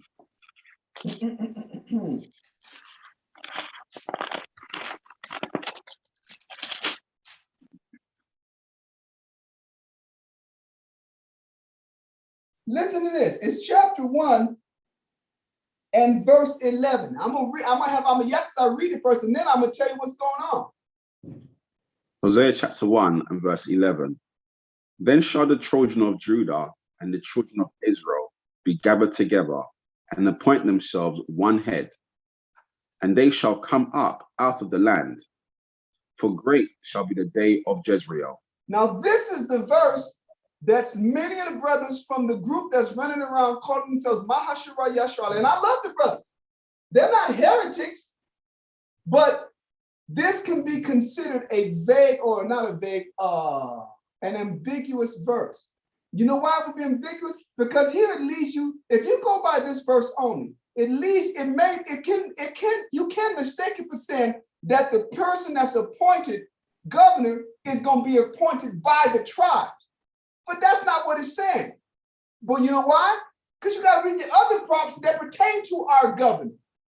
The other prophecies say in Ezekiel chapter 36, in Ezekiel chapter 37, in Zechariah chapter 9, in Genesis chapter 49, it clearly talks about Christ is the governor. In Luke chapter 1, Mary's told what?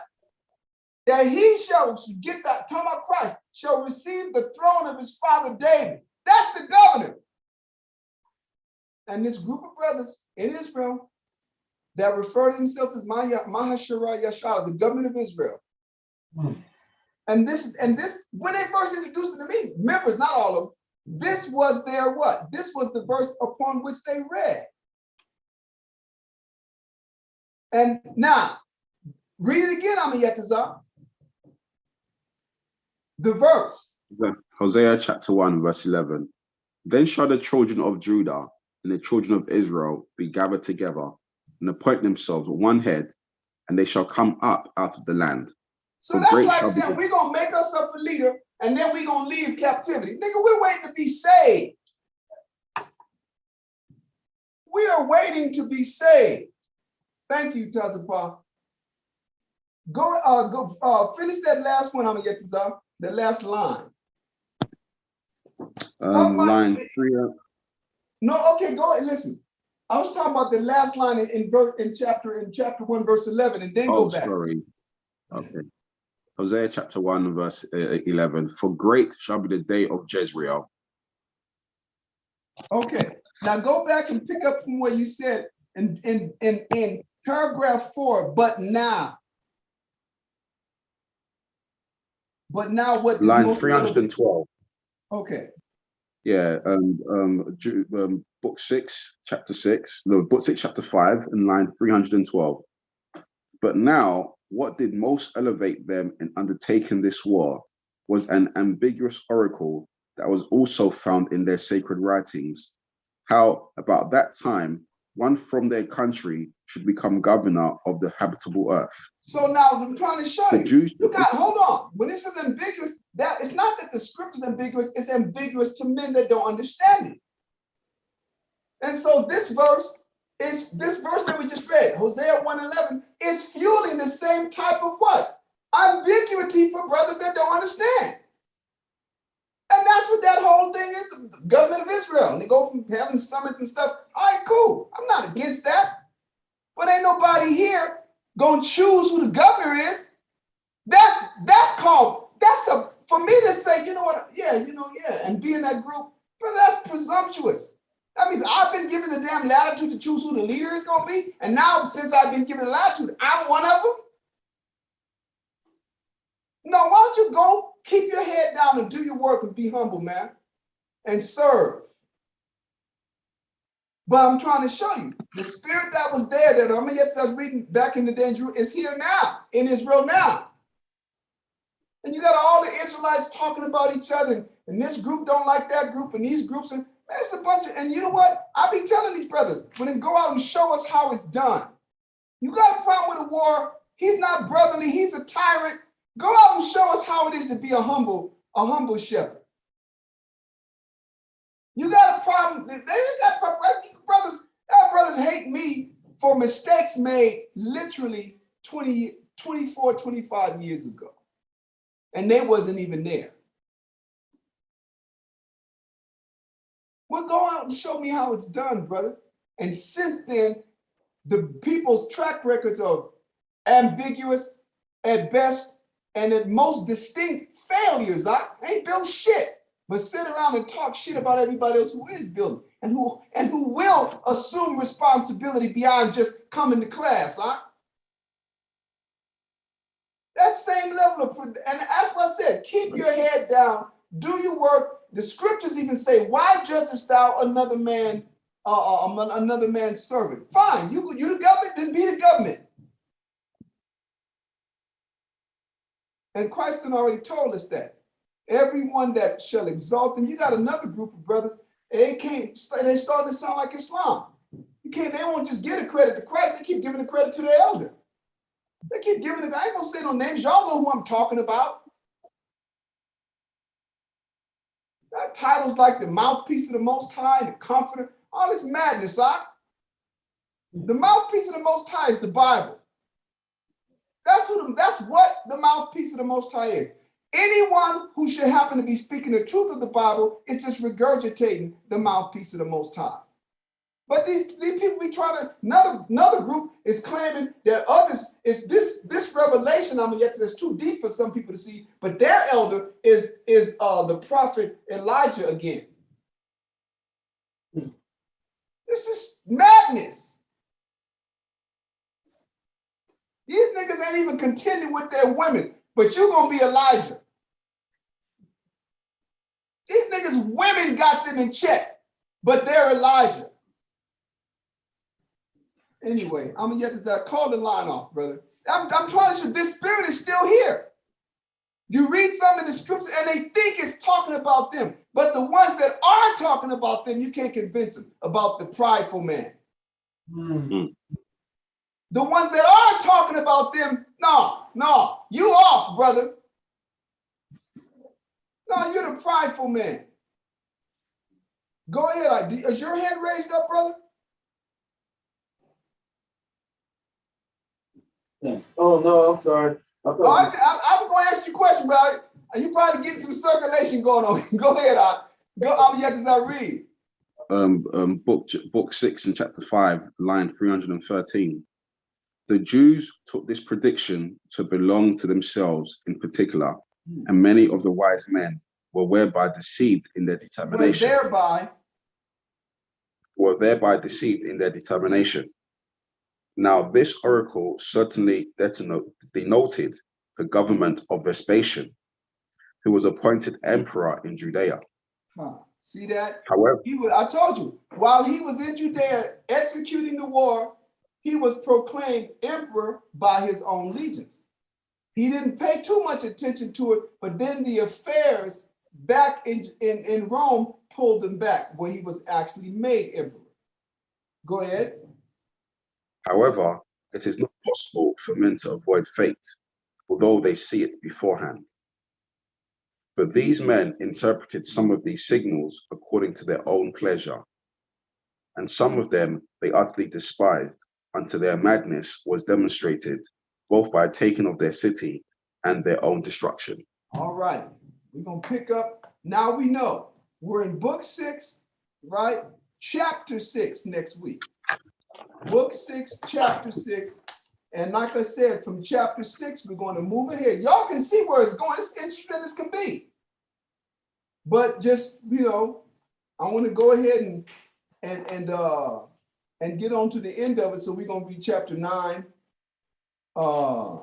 and chapter 10. Hey, yes. Hey, the water. Was that the scripture you was looking for, essentially? I didn't get it. Hold on. Did you send it to me on what did you send it to me on? What's that? Okay. Let me see. Thank you for not letting me get off. Yeah, that's the one, Psalm 79 and 3. What we read verses 1 only and 10, right? Nah, Go back, Elisha. Oh, you got it. You already got it. Nagaha, read it, okay? Read verses 1 through 3. I knew it was there. Nigga was just impatient. Verse 1. O power, the heathen are come into thine inheritance. Thy holy temple have they defiled. They have laid Jerusalem on heaps. The dead bodies of thy servants have they given to the meat unto the fowls of the heaven. Flesh of thy saints unto the beasts of the earth. Their blood have they shed like water. Now, when it says, listen, when it says the flesh of thy servants have they given to the beasts of the earth, that's twofold. It's talking about how we weren't buried and the Most High had all those creatures that eat the dead. And then those of us that were survived, we're going to read this one next week. We got taken to be in the Roman Colosseums and fight their games against animals and stuff. That's in chapter 6. Right? I said chapter 6. Maybe it's in one of the chapters that I passed up. I'll see. Anyway, continue out. Verse 3. Their blood have they shed like water round about Jerusalem. And that's what that's what Josephus was describing. The blood was way more than the fire. And the fire could be seen from way around, far away. All righty. Y'all brothers study, man. Let me say this. Remember what I'm doing. This is really about a question being answered. The truth of the matter concerning this type of material is, it's not, I don't consider it deep, but it does require, you got to have your foundational information. Really, you got to be solid on it. You got to be solid on foundational stuff. And then as time goes, I'm going to tell you the truth. The Most High gives you this understanding once it's clear to him that you are committed. And your commitment ain't just determined by your presence. Your commitment is determined by the dynamic of your presence. How often do you study? What do you abstain from? What do you indulge in? How much of other practices and indulgences cut into your time with the Most High? And your time with the Most High, I'm talking about studying. I'm talking about that level of curiosity where you just want to understand what you do know. And that's how the Most High built it. But he built it, the Most High have given you this life in exchange for your old one. So everything that he has to give you, whatever it is he's determined for each man, he's going to give it to you over the span of your life in Israel. He's going to give it to you in the next 3 years. Let's say if we got 20 more years. He's going to give it to you in the next 5 years. He's going to give it to you in the next 20 years. He's giving you a new life. And over the course of that lifetime, whatever he has reserved for you, based on what you invest, that's what he's giving you. And he's giving it to you over the course of that life. All right, I'm done. I'm going to see you tomorrow, brother. All right. Y'all, brother, see you next week. Shalom. Hold up. How's it? I'm reading the message. Hold on. I'm not going to sign out. I just want to read the brother's message. I don't know how to get it. Oh, there it is.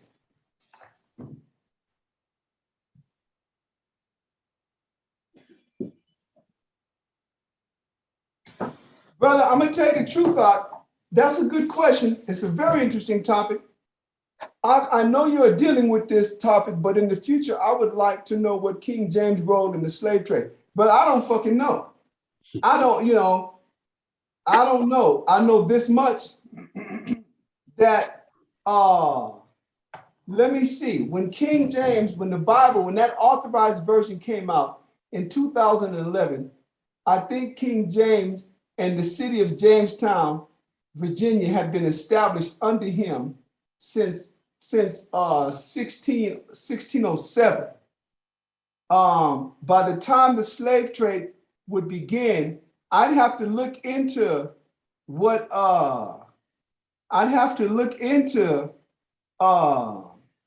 to be honest with you, I don't have time to look into that. Book ain't about King James. It's a whole lot of stuff to get into, but my mind have never gone toward that because people keep, let me say this. It's one of the positions that people like to bring in, not just that, but also that by the time slavery was up and running, you had a lot of Native Americans that were enslaving Black people. Well, shit, you had a bunch of Black people slaving. You have to do me a favor, put this last image up. I'm not trying to deflect the question or the topic. The issue really is having time to go into that. But those are the things that you can read. If that's like an interest, an avenue of interest, you should search it out and share it with us. Because the truth of the matter, I have to dedicate the time that I have to taking what was given to us by the Most High and making that as clear as the Most High will give it to me.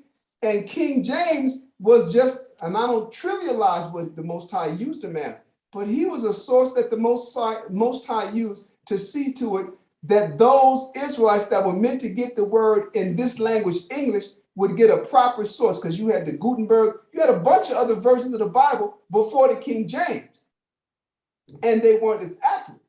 So, I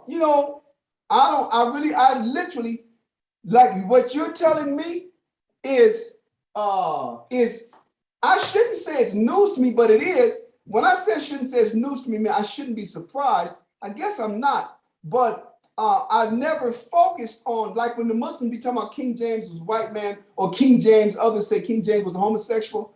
All of those things, I don't focus on that. The book is not about King James. The Most High used King James as a servant to get it to us.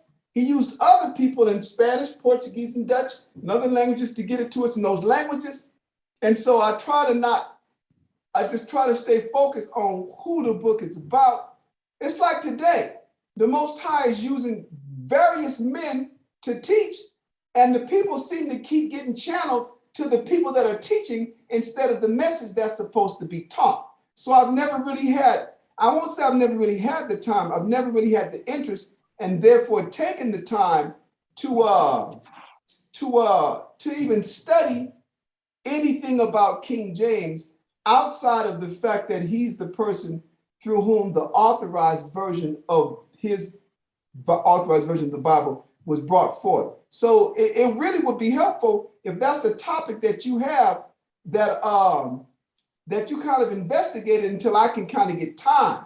But then even when I get time, if I get time, it's going to be a challenge, because that's totally not an interest of mine, because it takes me into an area that's totally impertinent or not pertinent to what the Bible and the mission of the Bible is about, So, but yeah, I've never considered those years. Now that you asked the question, I'm considering when Jamestown, Virginia was founded, right, 1607, and the authorized version of his work toward the scriptures would be done 4 years later. And then let's say 12 years after the founding of Jamestown, Virginia, the first captives of the kingdom of Judah, brought in by way of Africa or from Africa, would land on the shores right in August of that year, 1619. So aside, because I never put that chain, that historical chain of events together to say, oh wow, King James probably provided over. But like I said, check into that. All right. I'm gonna look into it. It's always been a head scratcher for me. Yeah, exactly. Well, you see me scratching my head out loud now, right? Right?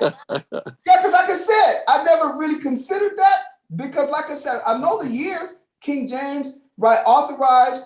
There were so many attempts on his life, assassination attempts, because of what he was producing in the Bible. People don't really realize that. He had like 6 assassinations on his life. But then at the same time, 4 years after Jamestown, Virginia is founded, let me see, was it founded? Yeah, it was founded in 1607.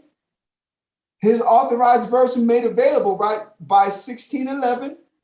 And then 12 years after the founding of that town, named after him, the first captives from the kingdom of Judah arrived there. So it's mad interesting just the time, brother. So help a brother out. And you teach me that, I'm on it. I'm on it. Thank you, Now you know. Now that you say I gotta go do a little something, right? But I can't dedicate a whole lot of time to it, brother. God, I get it. All right, Doc. Did you something else too, Ak? Yeah, what's up? Just in case you wanted the distance from Jerusalem to modern day Perea today. The distance from Jerusalem to modern day Perea? Yeah, I'll send a rough estimate to you in a map. Okay, cool. All right, thank you, Ak. No problem. I'll see y'all brothers on next Friday, man. Y'all keep on fighting and praying. I can keep, listen, this thing is close, right? This thing is close. We gotta keep prayerful and keep our mind in the game. Yes, I'm gonna call you a little bit, just in a little bit to speak with you briefly, okay, concerning tomorrow, okay? All right. All right, shalom, everybody. Shalom. Shalom.